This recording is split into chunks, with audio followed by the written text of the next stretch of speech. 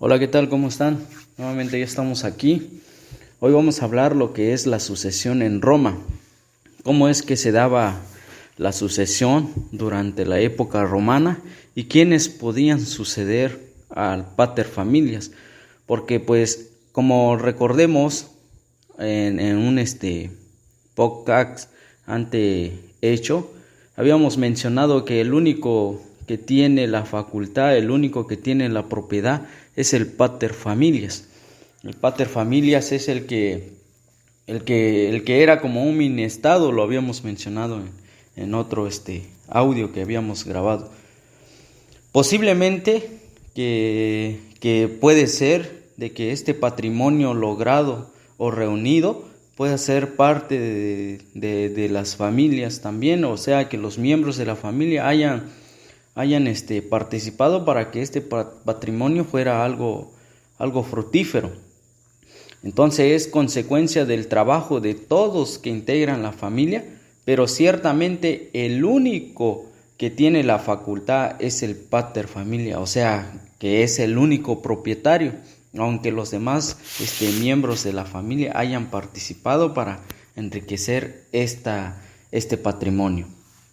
Muy bien, ¿cómo es que nace lo que es la sucesión? La sucesión nace a partir de una preocupación de qué va a suceder con el patrimonio del pater familias el día en que el pater familias ya no se encuentre con su familia, ¿no? El día en que pater familias muera, ¿no? Estamos hablando de morir, y a partir de nace la sucesión, y la sucesión va a permitir que alguien ocupe el lugar del pater familias, con el conjunto de obligaciones, ciertamente sí, y los derechos que tienen en recibir el patrimonio.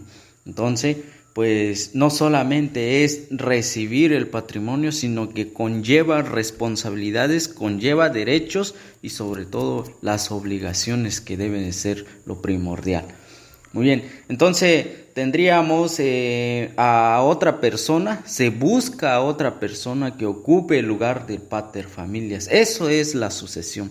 Y por consiguiente, pues si ese nuevo pater familia, acuérdense que también que para ser pater familia o tener el título de pater familias tenían que estar emancipados del pater familias anterior. Y si no, pues la sucesión se daba o se da en cuanto a la muerte del pater familias, ¿no? Entonces, por consiguiente, la familia puede seguir gozando de los bienes. Entonces, ese es trascender, ¿no? Brindar esos bienes a los hijos o a quien haya nombrado o instituido el pater familias mientras estaba con vida.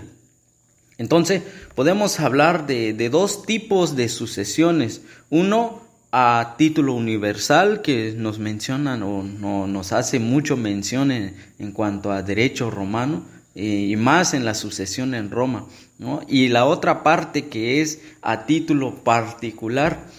Bueno, vamos a analizar cada uno de estos, a qué se refiere y a qué nos lleva acá con cada uno de estos títulos.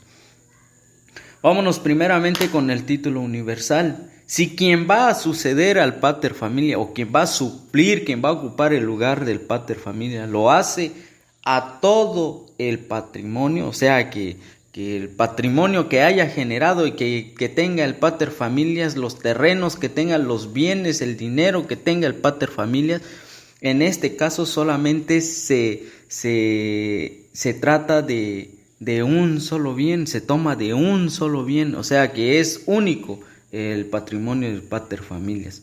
Y pues que no necesariamente pues se trata de un solo heredero, en este caso puede ser de uno, dos o más. Lo importante es, en este caso, lo que le venía diciendo es que el patrimonio se toma como unidad, o sea, solo un patrimonio, ¿no?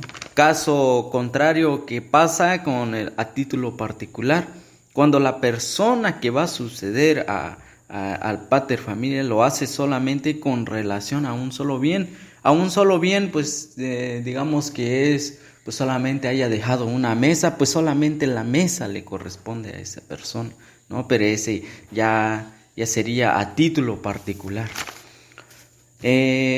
Ciertamente que en Roma la sucesión estaba regulada, sí. Recordemos también que el ius civilis y el ius honorarium, hay dos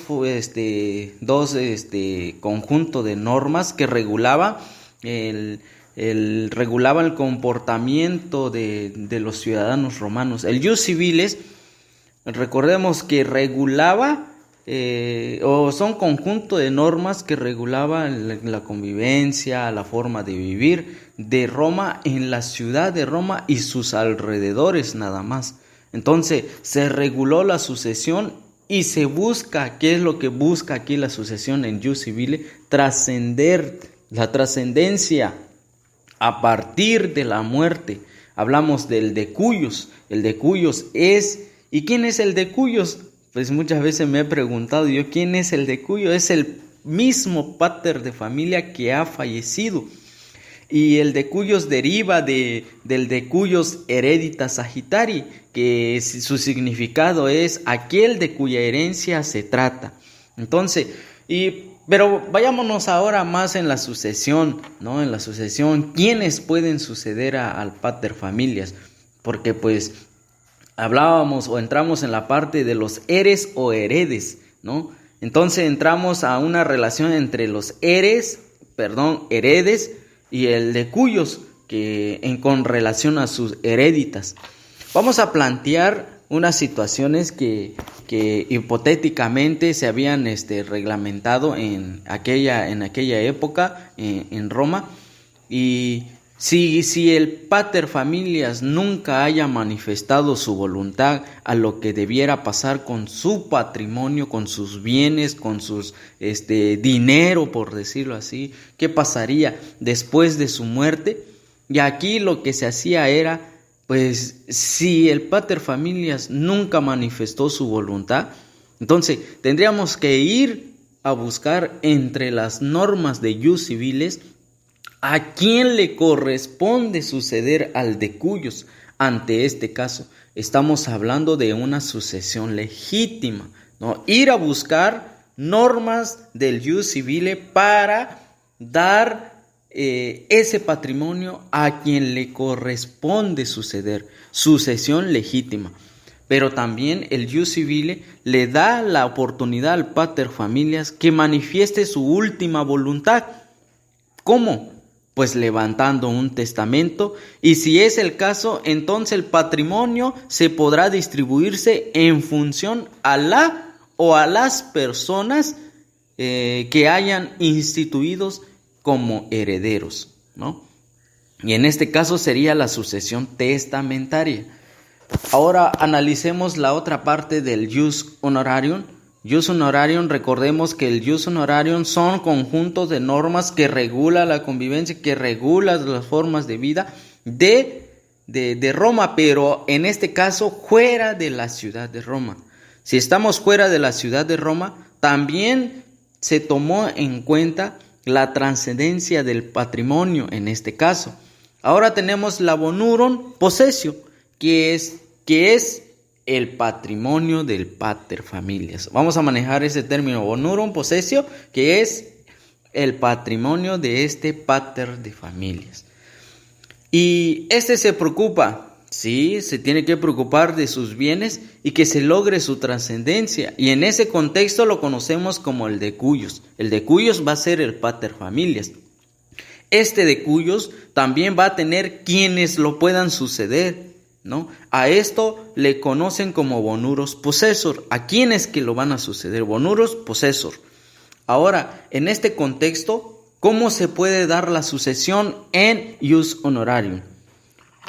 Al igual que en el ius civiles, ¿no? Habíamos mencionado que en el ius civiles se consideró la posibilidad de manifestar su última voluntad. En este ius honorarium también se puede permitió que el pater familias o el decuyos manifestara su última voluntad. Pero ¿cómo se hacía en esa época? Pues se usaba lo que son las tablas, eran muy famosas en esa época, ¿no? Imagínense ustedes que el pater familias no haya manifestado su última voluntad y no existiera esas tablas, pues solamente sería una sucesión sin etábulas. Sin etábula quiere decir sin tablas, y las tablas en ese entonces se usaban para manifestar la última voluntad, y no lo hizo. Caso contrario pasa cuando el de cuyos o el pater familias lo haya escrito en una tabla su última voluntad. Entonces estamos hablando del secundum tabula. Secundum tabula significa que sí lo haya hecho y existe esa tabla. Pero ciertamente esas tablas deben de cumplir ciertos requisitos en aquella época, ¿no? Si resulta que la tabla que escribía el pater familias, su última voluntad, no cumplían las formalidades, entonces esta tablita no se atendía y se daba la sucesión en contra de esa tabla y se buscaba otras normas para poder trascender este patrimonio, ¿no? Entonces es muy interesante conocer lo que es lo que pasaba con la sucesión dentro de la época de Roma. Hasta ahí mis conocimientos, espero y les sirva. Hasta una próxima